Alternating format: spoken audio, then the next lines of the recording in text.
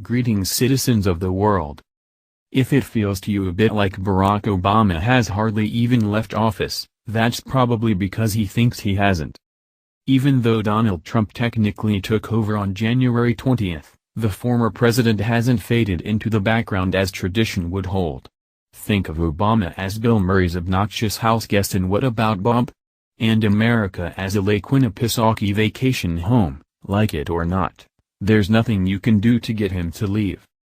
The latest example of that was a Thursday appearance in Berlin, where the former president spent most of his time criticizing President Trump. He even went as far as to say that we can't hide behind a wall.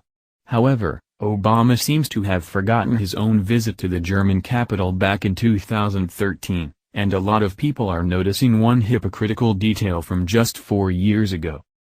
According to the UK Guardian, Obama was appearing at a forum with German Chancellor Angela Merkel. During part of his speech, he laid out his reasons for the West accepting almost any refugees and economic migrants who wished to make their way there.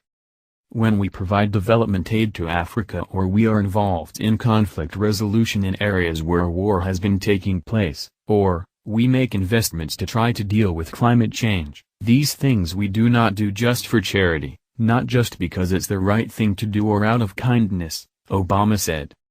If there are disruptions in those countries and conflicts and bad governance, war and poverty, in this new world that we live in, we can't isolate ourselves, we can't hide behind a wall, he added.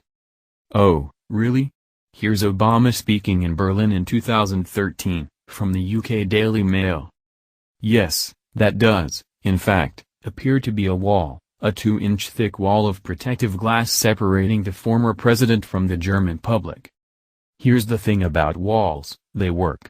Whether it's a small one designed to prevent protesters and psychopaths from harming the president or a large one designed to secure our border, they do their job.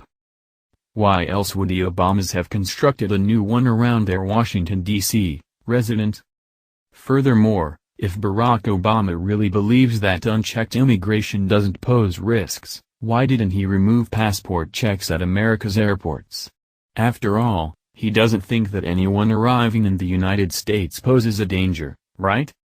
There were plenty of hypocritical humdingers in Obama's remarks to pick from, as well.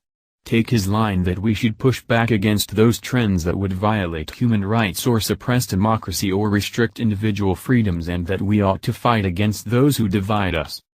As for restricting individual freedoms, this is the president who used his 8 years in the Oval Office to launch one of the most prolonged assaults on the Second Amendment that we've ever seen. Meanwhile, as for the fight against those who divide us, few politicians in recent memory have gone to the well of identity politics as often as Obama did. You'd better get used to these hypocrisies, however. It looks like the president seems determined to foist them upon the public for a long time to come, whether we want them or not.